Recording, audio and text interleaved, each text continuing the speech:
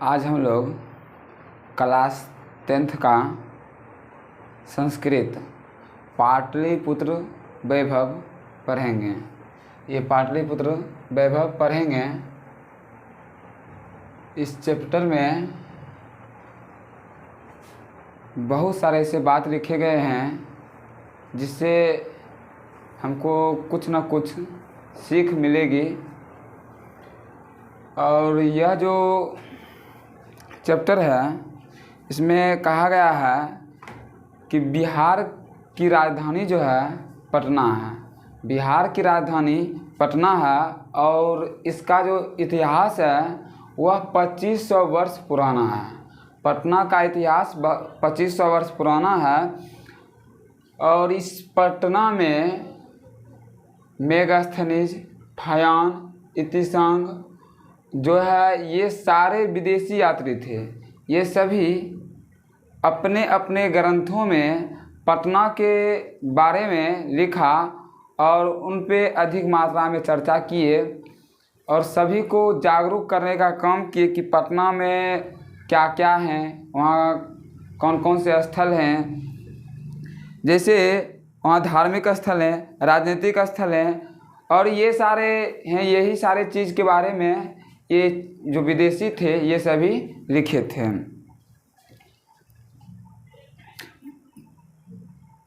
पटना जो है यह गंगा के किनारे अवस्थित है और इसके विषय में दामोदर गुप्त नामक जो कवि थे वह अपने काव्य में लिखे थे और वह उस काव्य का नाम था कूटत नीम काव्य।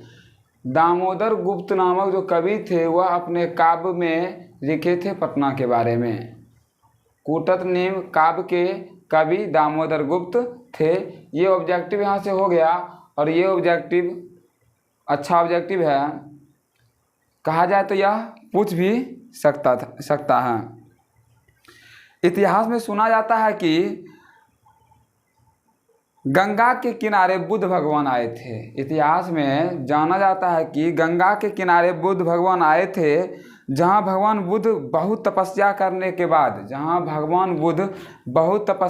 के बाद आए थे। उनके द्वारा कहा गया था, उनके द्वारा जो है कुछ बात बोला गया था कि यह जो पटना है एक दिन महानगर बनेगा। यह पटना एक दिन महानगर बनेगा, किंतु यहाँ जो है आपसी झगड़ा और आग लगी और बाढ़ के भय से सदैव ये जो है पीड़ित रहेगा।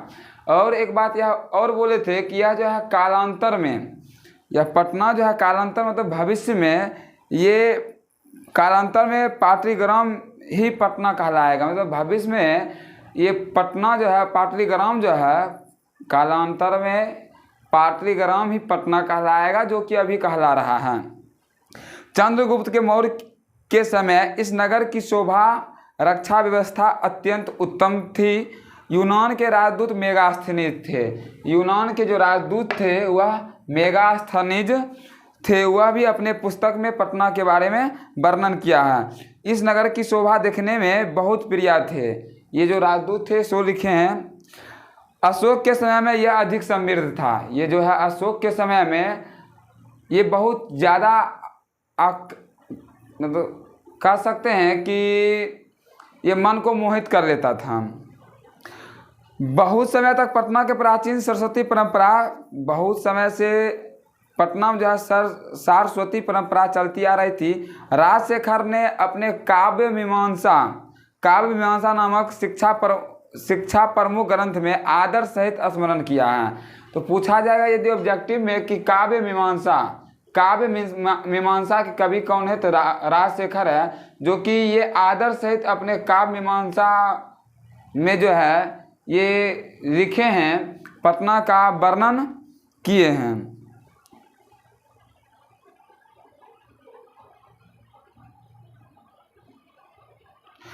यहाँ उपवर्ष पाणिनि, पिंगल, बररुचि, पतंजलि और यहाँ अध्ययन का ख्याति प्राप्त की थी। यहाँ जो ये सभी थे ये सभी यहाँ पे आए और अपना अपना ख्याति प्राप्त किए। कुछ प्राचीन संस्कृत ग्रंथों में पुराणों में पटना के नाम से अंतरपुर या कुसुमपुर पाया जाता है।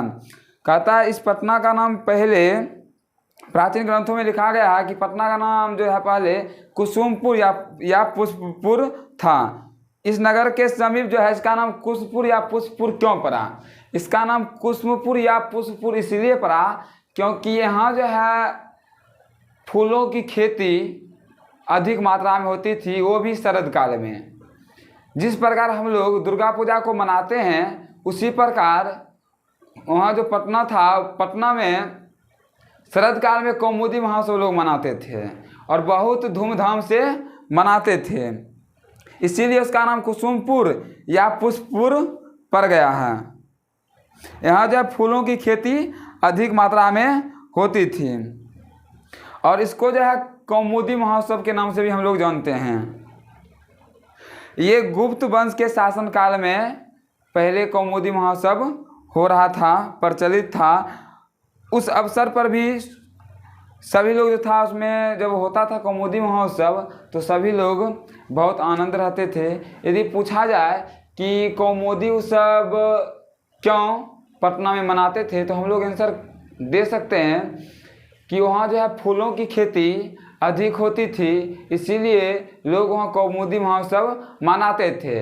और उस समय किसका शासन था? तो उस समय जो है उस समय गुप्त वंश का शासनकाल था, जिस समय कौमुदी महोत्सव मनाया जाता था। उसके बाद इसमें कह रहा है कि काल चक्र के बस में आकर जबकि मध्यकाल में पटना हजारों वर्ष तक जीर्ण शीर्ण में रहा।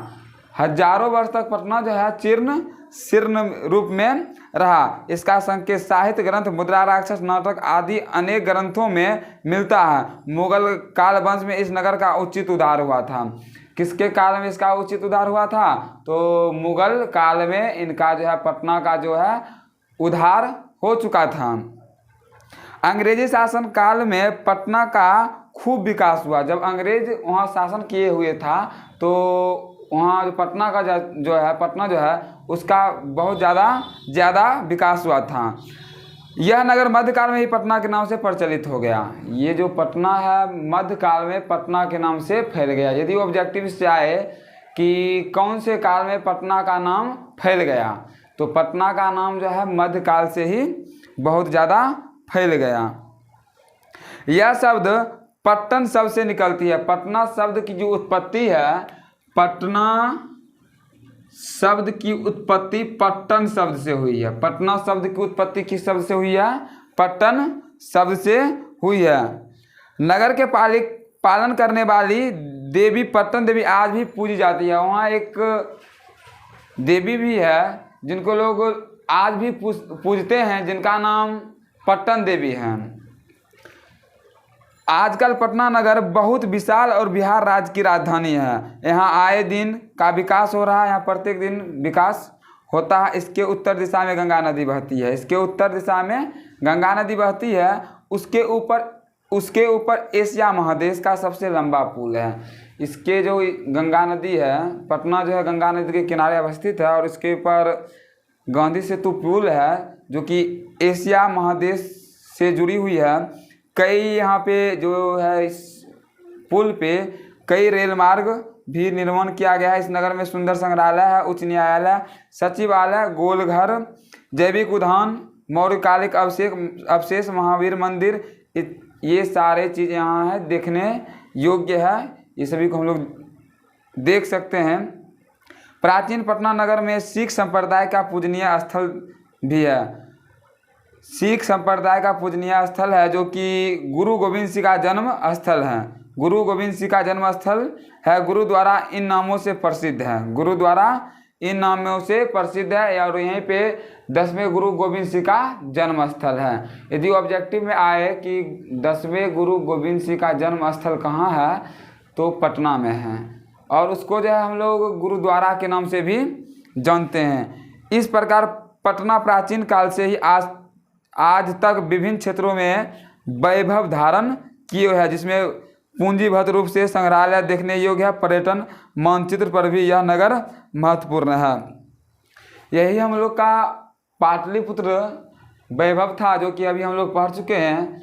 इसको हम लोग एक बार शॉर्ट में देख लेते हैं कि कैसे इसको हम लोग आसानी से पढ़ सकते हैं, याद कर सकते हैं।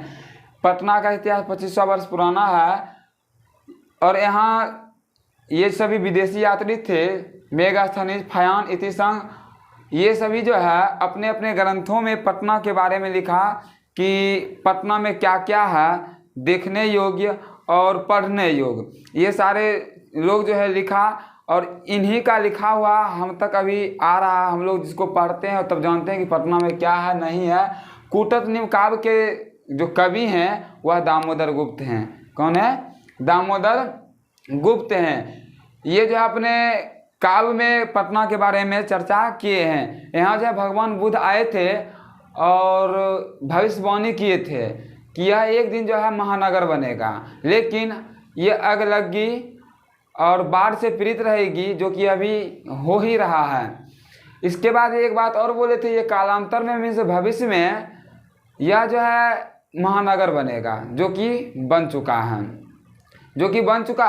और इसमें एक कथा, यूनान के जो राजदूत हैं वह मेगास्थनीज है, ये भी अपने पुस्तक में पटना के बारे में लिखे हैं। यहाँ जो है इस पटना को कुसुमपुर या पुष्पपुर के नाम से भी जाना जाता है और यहाँ प्रत्येक वर्ष कौमुदी महोत्सव मनाया जाता है। कौमुदी महोत्सव इसलिए मनाया जाता है क्योंकि गुप्त वंश के शासन काल में मनाया जाता था और यह जो है यहाँ जो है फूलों की खेती अधिक मात्रा में होती थी, इसीलिए वहाँ के जो राजा थे वह इनका नाम कौमुदी महोत्सव दे दिया और उसी दिन से कौमुदी महोत्सव लोग मनाने लगे। जिस प्रकार हम लोग दुर्गा पूजा मनाते हैं उसी प्रकार ये लोग वहाँ पे कौमुदी महोत्सव मनाते हैं।